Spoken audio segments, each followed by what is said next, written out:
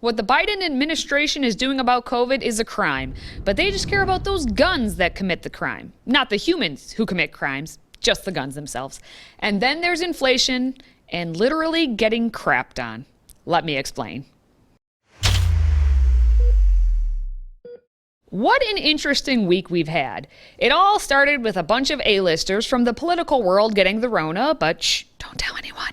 Then we've had more on Hunter Biden's laptop that we can talk about now since the election's over and cover-ups are okay in the past tense. And just so you know, Ukraine and Russia is still a thing.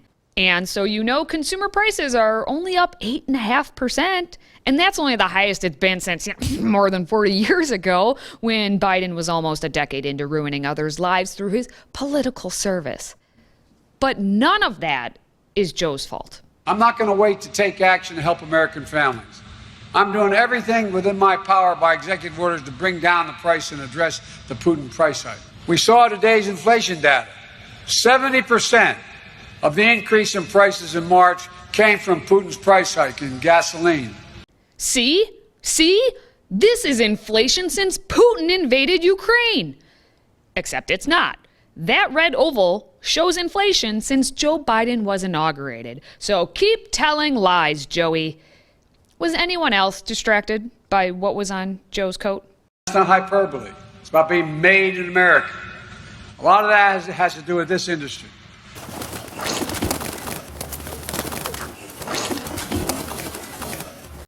The idiom goes, don't piss on me and tell me it's raining.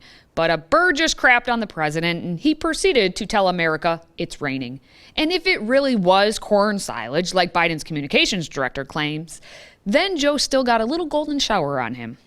Enough bodily function talk. Let's pivot to the important things that Joe's been talking about. And the only woman truck driver I ever knew I met that day, she said, "This is Big Mama, no room."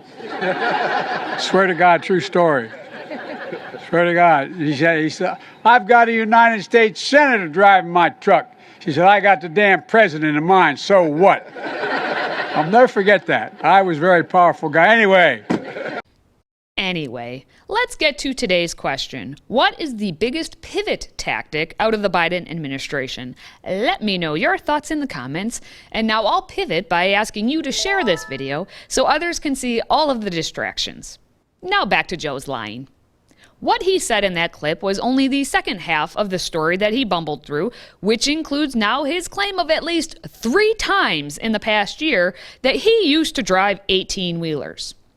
No evidence has been produced, but Joe keeps peddling the lie and media members keep massaging it for him or just letting him carry on telling the same old story. And so during the trucker strike years later, when I was a young senator, there was a guy who ran steel from Deemer Steel out to Ohio.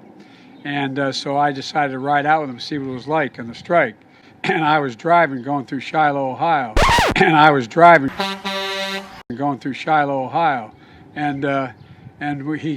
his handle was Big Ten. And remember, everybody, all the truck stops were being blockaded at the time during the strike.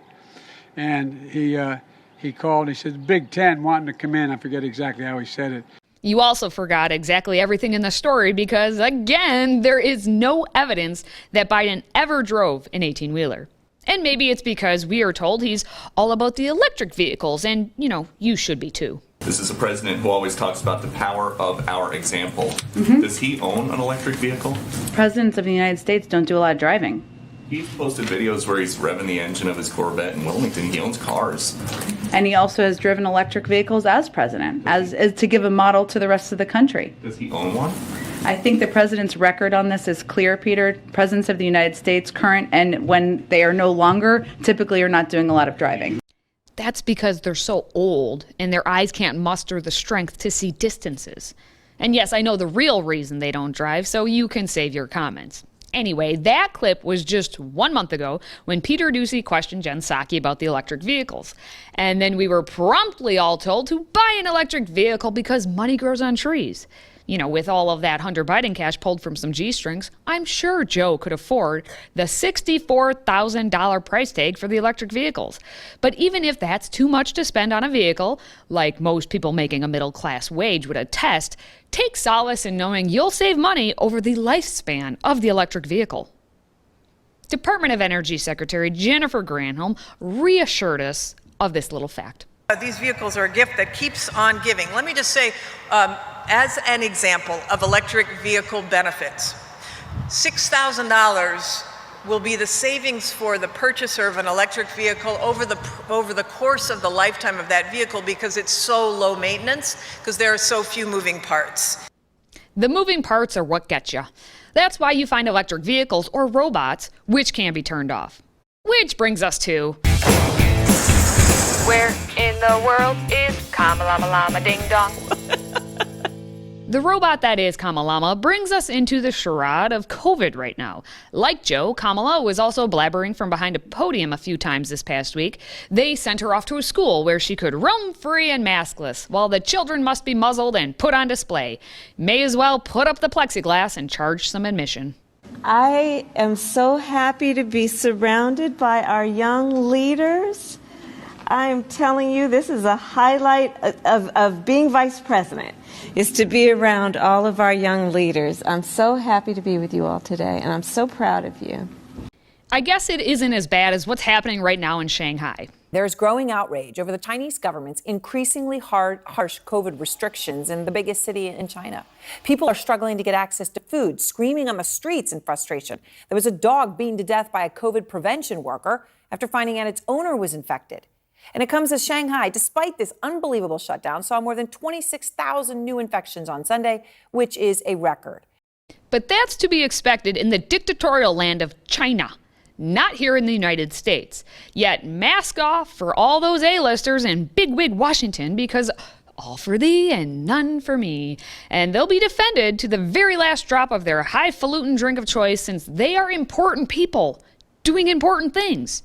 Like overseeing the confirmation of a Supreme Court justice. The CDC says for people exposed to COVID, up to date on their COVID-19 vaccinations, do not go to places where you are unable to wear a well-fitting mask. So why is she here at the White House today giving the new Supreme Court justice a big hug with no mask? You mean when she gave her a hug outside? Yes. She was outside. Does the CDC say that people who are close contact can give people hugs outside? We know, Peter, that outside you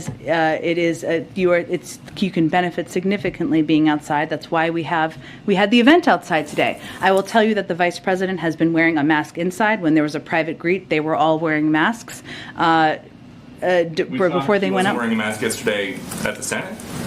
She was playing an important role in confirming or overseeing the confirmation of the first black woman to the Supreme Court. Oh, please. Tell me more about this. Well, I would say that the vice president and the president and all of us abide by what the CDC protocols are. It was an emotional day. It was a historic day. And there were moments when she was not wearing a mask inside, including in a photo. But she was wearing it 99.9% of the time. It's almost like they know when the Rona is going to travel, and so they know when to not wear the mask. That logic only works in their minds.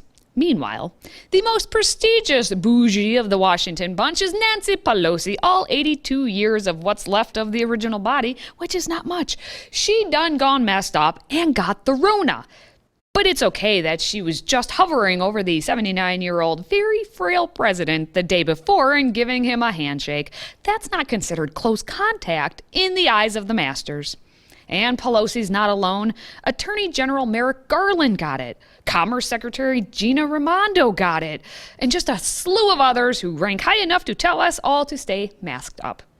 Or rather, in New York City, right now, just those 2 to 4-year-olds must remain masked, thanks to the policy of Mayor Eric Adams. Oh wait, not just little kids in New York City. Looks like Philadelphia has now announced it's going to reinstate the indoor mask mandate. Well then. Because doing all of these things is going to help the Democrats come November. So the Biden administration must pivot off of the things not working for them, which is to say everything, and attempt to really bust some balls by announcing a crackdown on self-assembled firearms, commonly called ghost guns. This is the gun. It's not hard to put together. A little drill, hand drill at home. Doesn't take very long. Anyone can order it in the mail. Anyone. Folks, a felon, a terrorist, a domestic abuser can go from a gun kit to a gun in as little as 30 minutes. Buyers aren't required to pass background checks because guns have no serial numbers, these guns. When they show up at a crime scene, they can't be traced. And where a lot of the actual gun crimes are happening have been allowed by the Biden administration and big city mayors because they don't let officers do their jobs. Cops have been told they are the problem and must stand down. Law enforcement is sounding the alarm.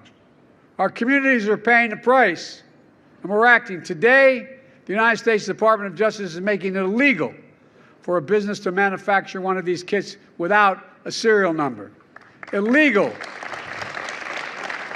The answer is not to defund the police, it's to fund the police and give them the tools and training to support they need to be better partners and protectors of our communities in need. Oh, so cops are the ones who can protect the communities. I'm glad we can say that again. Also in his speech, Biden announced his nominee for director of the Bureau of Alcohol, Tobacco, Firearms, and Explosives as Steve Dettelbach. He's only a former U.S. attorney during the Obama presidency because, the two of them were Harvard bros. But this isn't about him. Joe cares more about his son. I also want to thank my incredible, supportive, and often patient family who are here, my wonderful wife, Carol, and my children, Allie and David, please.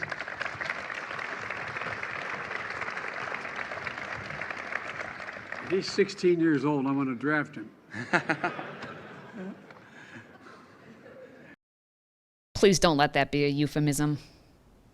What we've learned this past week is no matter how bad Biden acts as president, he can't stop, won't stop, focusing on his agenda that helps no one. Nobody is a better president than Joe Biden. And I mean that having nobody in the role would actually be better than having Joe Biden. Until that day happens, make sure to focus on what matters: faith, family, and friends. And if you could, please share this video real quick once. Until next time, stay healthy, America.